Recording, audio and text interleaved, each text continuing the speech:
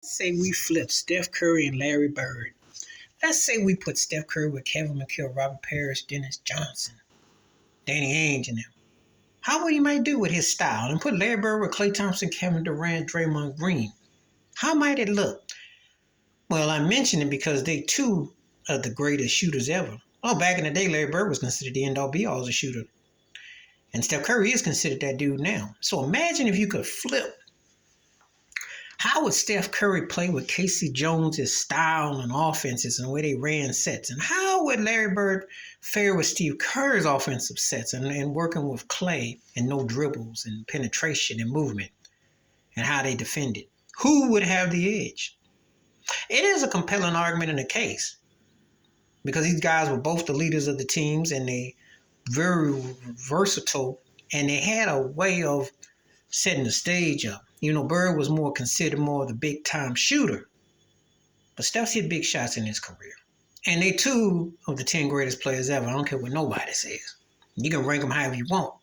But how would they fare if you were to switch situations? Because, you know, Bird had Robert Parrish. There was no distinctive center in Golden State.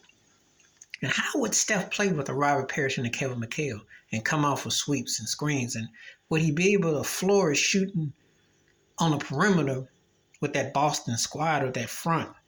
You know, with him and Dennis Johnson, how they would correlate in the backcourt, Bill Walton off the bench. How would Larry Bird work with Andre Iguodala off the bench and the supporting cast? You know, you look at situations, you kind of wonder, because if I was to flip them and put them in those eras and then mix up time, well, you know, Larry Bird would thrive.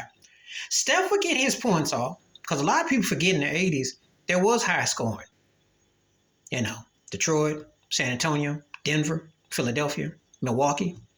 Those teams scored points. The Lakers, of course, scored points. Dallas scored points.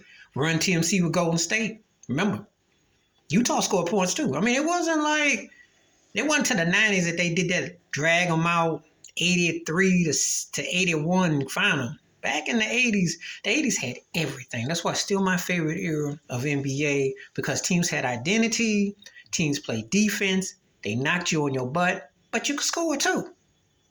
Because ain't another era where Alex English would be a more prolific scorer than Michael Jordan, than the Dr. J, than Larry Bird, and I can go on, and Bernard King and Dominique Wilkins. Please show me another era where that would happen.